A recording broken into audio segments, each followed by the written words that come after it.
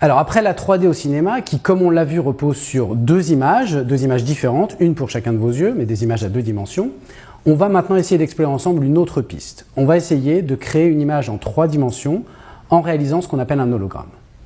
Alors vous avez toutes et tous déjà entendu parler d'hologramme. Si vous tapez hologramme sur internet, vous allez trouver plein d'images, plein de vidéos, mais qui pour la grande majorité ne sont pas des hologrammes. Parmi ces pseudo-hologrammes, on trouve par exemple les hologrammes au cinéma, comme dans cet extrait de Star Wars. Ici, aucun hologramme, mais simplement des images incrustées au moment du montage. Et si on veut un effet 3D sur ces pseudo-hologrammes, on utilise alors les techniques du cinéma en relief que vous a présenté Sébastien. On trouve également un autre type de faux hologramme, c'est celui qu'on présente parfois dans des concerts dits holographiques, avec des pop stars virtuels comme sur cet extrait.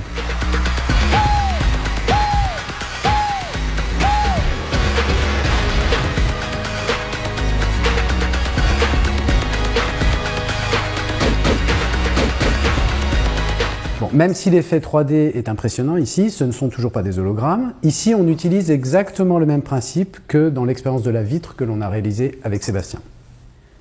Dans la configuration concert, on place une vitre inclinée à 45 degrés face au public.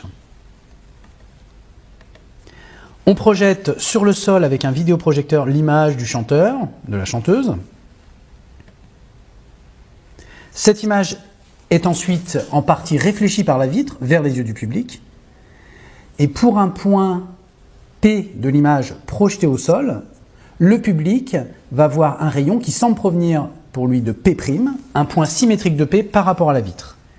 Comme la vitre est par ailleurs transparente, l'image de la star sera perçue comme incrustée sur le fond de la scène, ici le fond orange, qui sera vu à travers la vitre. L'impression de 3D vient ici du fait que l'image en 2D ne se forme pas sur un écran, c'est une image virtuelle qui semble flotter au milieu de la scène. Cette technique est également utilisée sous la forme de pyramides holographiques, qui n'ont en fait d'holographique que le nom, et c'est exactement le même principe que pour les concerts dits holographiques, mais avec cette fois-ci 4 surfaces transparentes qui forment une pyramide. Pour l'instant, je ne vous en dis pas plus, mais sachez que cette expérience fera partie des expériences que vous aurez à réaliser vous-même à la fin de cette semaine. Enfin, une dernière technique qui est présentée comme une technique holographique, c'est d'ailleurs bien mentionné sur la boîte, c'est le mirascope. Le mirascope, on en a un ici, qui a la forme d'une soucoupe volante. On va ensemble observer l'effet produit, et puis je vais vous expliquer le principe de ce dispositif.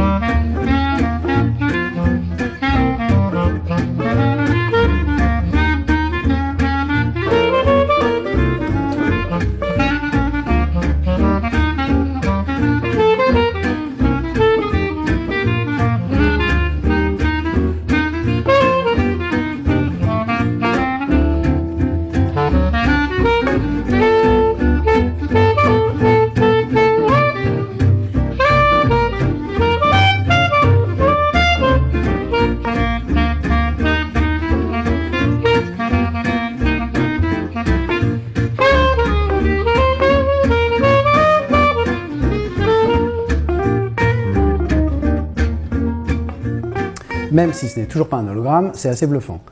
Alors quel est le principe de ce mirascope? Le dispositif est constitué de 2 miroirs concaves de forme parabolique qui sont placés l'un au-dessus de l'autre. Cette forme parabolique, c'est exactement la forme des miroirs utilisés dans les télescopes, les grands télescopes pour observer les galaxies, les planètes, comme par exemple ce télescope à l'Observatoire de Haute-Provence. Maintenant, on va regarder plus en détail à l'intérieur du mirascope pour suivre le cheminement des rayons lumineux et comprendre comment se forme cette image en 3 dimensions. Dans le mirascope, les deux miroirs sont donc de forme parabolique. Cette géométrie parabolique a la propriété de faire converger en un unique point grand F, qu'on appelle le foyer du miroir, tous les rayons lumineux arrivant sur le miroir parallèlement à l'axe optique, qui est représenté ici par la droite verticale bleue. Symétriquement, tous les rayons lumineux provenant du foyer de ce miroir seront, après réflexion sur le miroir, renvoyés parallèlement à l'axe optique du miroir. Dans le mirascope, les deux miroirs sont placés l'un au-dessus de l'autre, surface réfléchissante face à face. Le miroir supérieur comporte un trou qui va permettre à la lumière d'entrer et de sortir du mirascope. Les miroirs sont tels que le foyer du miroir supérieur, noté ici F1, se trouve au fond du mirascope, là même où va être placé l'objet dont on veut faire l'image, et le foyer du miroir inférieur, noté ici F2, se trouve juste au-dessus de l'ouverture du mirascope. L'objet est éclairé par une source de lumière placée à l'extérieur, et traçons maintenant les rayons lumineux. L'objet étant placé au foyer du miroir supérieur, F1, les rayons vont être réfléchis sur ce miroir supérieur et repartir verticalement vers le miroir inférieur.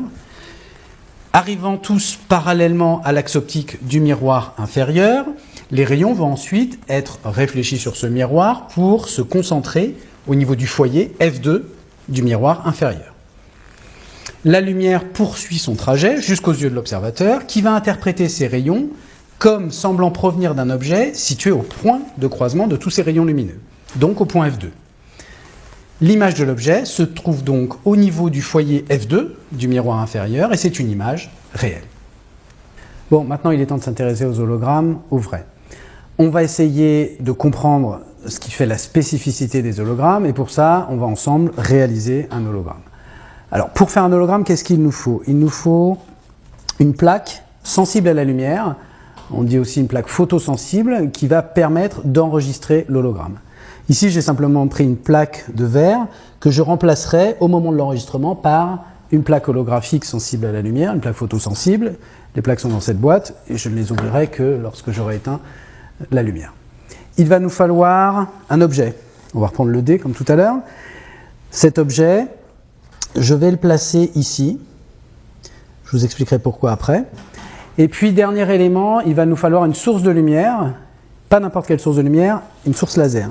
On a ici un laser qui émet de la lumière rouge et qui va être utilisé pour éclairer à la fois l'objet, le dé, et la plaque photosensible, donc la plaque sur laquelle on va enregistrer l'hologramme.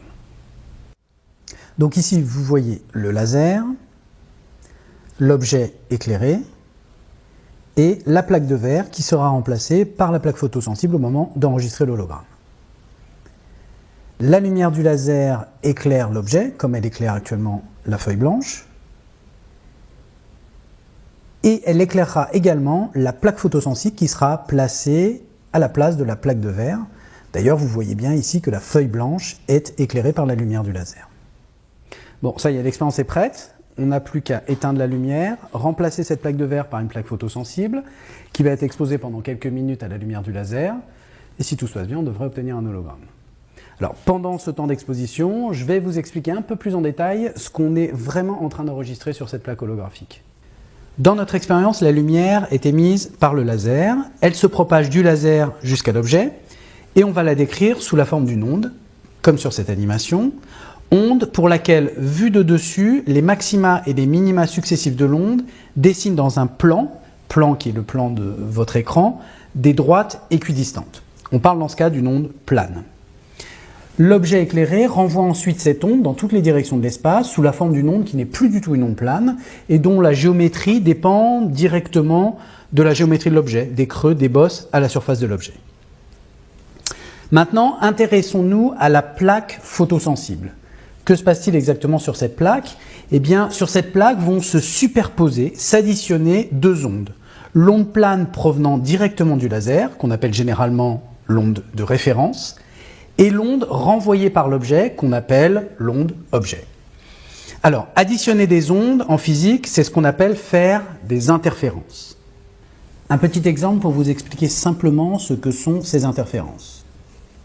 En un point donné de la plaque holographique, si on superpose deux ondes de même amplitude qui oscillent en même temps, on dit aussi en phase, comme pour les ondes A et B ici sur cette animation, on obtient dans ce cas-là une onde somme qui est d'amplitude 2 fois plus importante.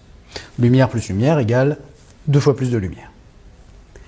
Si maintenant, en un autre point de la plaque, on additionne deux ondes qui cette fois-ci sont décalées l'une par rapport à l'autre, comme l'onde C et l'onde D. Dans ce cas-là, on dira que ces deux ondes sont en opposition de phase, et la somme de ces deux ondes, C plus D, donne 0, une onde d'amplitude nulle à chaque instant.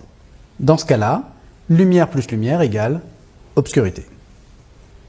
Revenons maintenant à notre hologramme. L'enregistrement holographique consiste simplement à enregistrer dans la plaque photosensible les interférences qui s'y produisent lorsqu'on superpose l'onde de référence et l'onde objet. Pour aller plus loin, il faut maintenant s'intéresser d'un peu plus près à l'onde objet renvoyée par le dé. Cette onde objet est en fait la somme des ondes renvoyées, on dit aussi diffractées, par chaque élément de la surface du dé. Quelques éléments de cette surface sont représentés symboliquement par des petits points noirs ici sur l'animation. Et on peut montrer que chaque élément de la surface du dé, éclairé par le laser, diffracte une onde qui n'a plus du tout une forme d'onde plane, mais la forme d'une onde sphérique. C'est-à-dire une onde lumineuse pour laquelle les maxima et les minima successifs dessinent dans le plan de votre écran non plus des droites parallèles, mais des cercles concentriques, comme on peut le voir sur cette animation. Si on raisonne sur toutes ces ondes, on voit vite que ça va devenir très compliqué.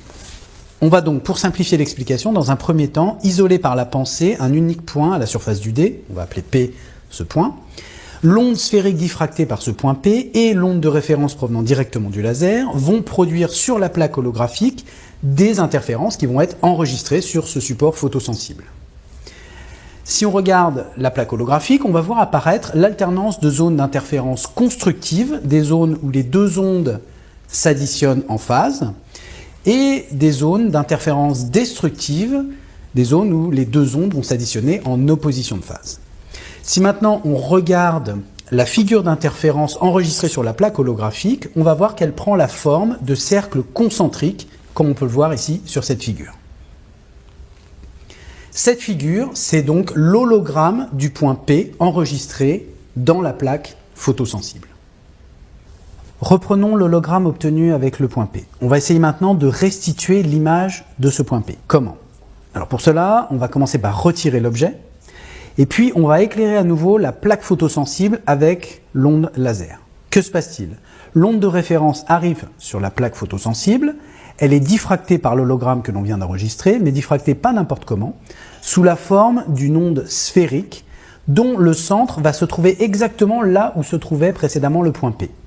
Donc pour un observateur situé à gauche de la plaque holographique, eh bien l'onde qui va arriver sur son œil sera en tout point identique à celle qui proviendrait d'un objet situé au niveau du point P.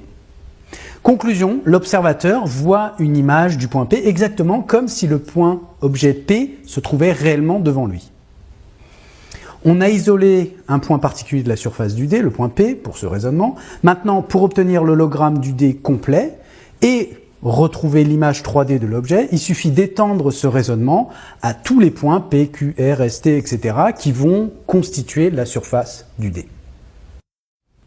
Bon, ça y est, notre hologramme est enfin prêt. Je coupe maintenant la lumière du laser. On va pouvoir rallumer les projecteurs. Je retire maintenant l'objet. Et si on éclaire à nouveau la plaque holographique avec le laser, on va observer l'image du dé. Donc on observe derrière la plaque holographique l'image du dé. Si on retire la plaque holographique, évidemment, l'image disparaît. Si on coupe la lumière du laser, l'image disparaît également. Et maintenant, on va essayer de se convaincre que l'on a bien ici une image en 3 dimensions. Si je prends une photographie en 2 dimensions d'un dé, je ne pourrai jamais voir plus de 3 faces sur la photographie en 2 dimensions. Et bien ici, on va tourner légèrement autour de la plaque holographique et vous allez voir qu'on est capable, parce que l'image est restituée en 3 dimensions, de voir non pas 3 mais 4 faces du dé. Vous voyez ici la face arrière avec les 5 points, la face avec 1 point face à vous, la face supérieure avec 4 points et puis la face sur la gauche avec 2 points. On est capable ici de voir 4 faces parce que l'image est bien restituée en 3 dimensions.